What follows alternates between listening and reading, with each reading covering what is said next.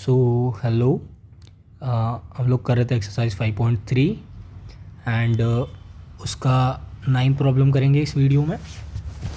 तो दे रखा है उन्होंने, क्या दे रखा है, if this sum of first 7 terms of an A P that is S7 is equal to 49। ठीक है, क्योंकि Sn होता है हमारा sum of first n terms of an A P. ठीक है, तो उसी लॉजिक के हिसाब से sum of first 7 terms of an A P is equal to 49। Similarly sum of 17 term, मतलब first 17 term is 289। Find the sum of first n terms. तो first n terms की सम क्या होगी, दैट इज़ Sn, वो निकालनी है। ठीक है, तो इसमें लगेगा आपको फर्स्ट बार देखने पे कि Sn तो हमें पता है क्या होता है, that is n/2 times 2a plus n-1d। ठीक है, ये होता है Sn।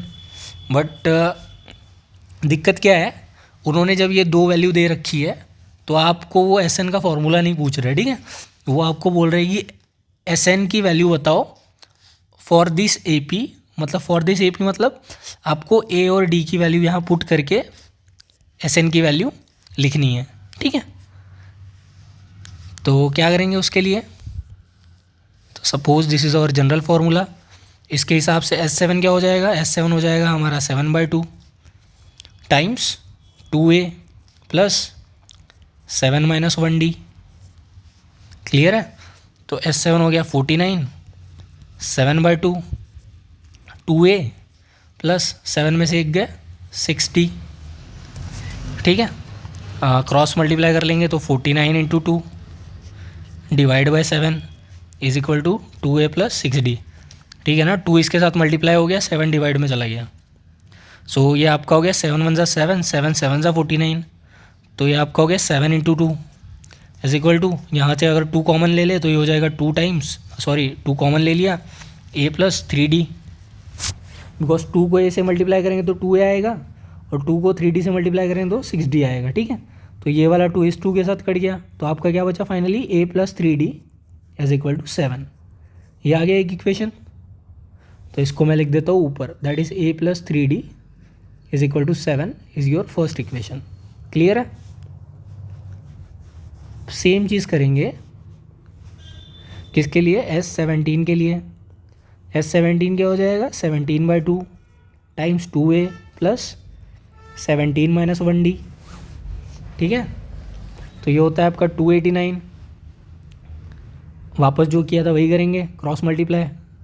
तो या तो एक बार लिख देता हूँ मैं, 17/2 टाइम्स 2a प्लस 16d। ठीक है, इस 2 को इधर ले जाएंगे तो ये हो गया 289/2 अपॉन 17। ठीक है, 2 से मल्टीप्लाई कर दिया, 17 से डिवाइड कर दिया, and it is 2a plus 16d। तो 289 को अगर 17 से डिवाइड करें तो मतलब ये है तो 17 का स्क्वायर, तो इसको ऐसे लिख सकते हैं 17 into 17 multiplied by 2 divide by 17 is equal to, यहाँ से अगर 2 कॉमन ले ले तो ये आ जाएगा a प्लस 8d। क्यों, क्योंकि 2 को a से मल्टीप्लाई करेंगे तो 2a आ जाएगा, एंड 2 को 8d से मल्टीप्लाई करेंगे तो 16d आ जाएगा। ठीक है, तो यहाँ का 17 यहाँ के 17 से कट गया। ठीक है, ये वाला 2 इस 2 से कट गया, तो बचा गया 17 is equal to 8a plus 8d। तो ये आ गया आपका दूसरा equation, that is a plus 8d is equal to 17। हो गया। अब करना क्या है, हमें कुछ नहीं करना है, जस्ट इन दोनों को सॉल्व करना है। ठीक है, linear equation in 2 variable, 2 variable है यहाँ पे a और d।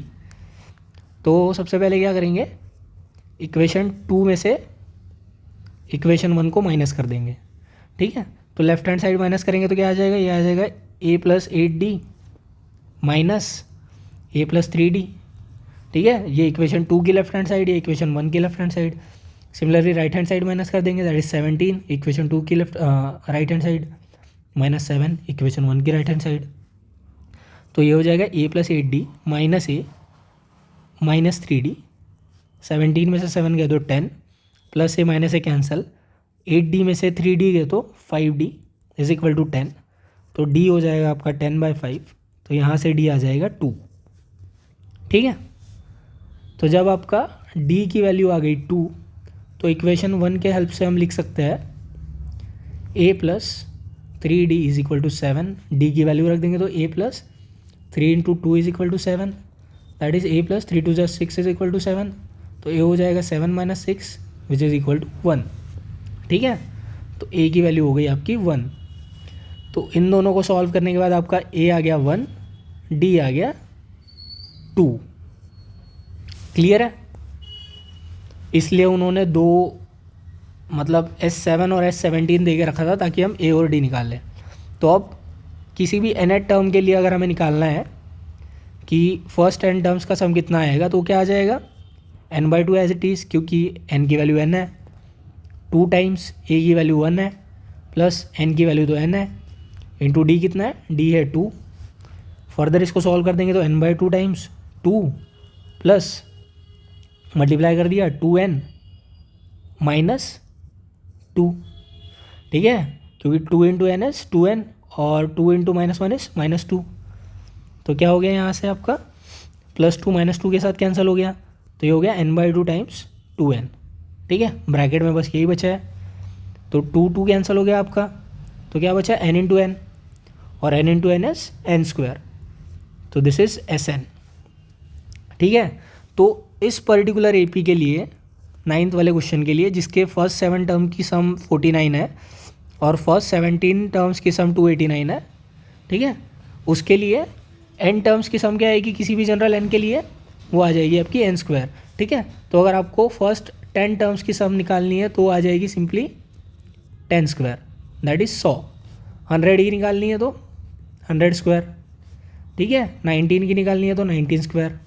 क्लियर है, तो अगर इस AP के लिए, मतलब इस AP के लिए अगर आपको किसी भी फर्स्ट n टर्म्स की सम निकालनी है तो उसका वैल्यू आएगा n² के बराबर। ठीक है, मतलब आपको बस n की वैल्यू पता होनी चाहिए, क्योंकि a और d आपने जो दो सम दी थी उसके हेल्प से पता कर ली, तो आपको जनरल Sn की वैल्यू पता चल गई which is equal to n²।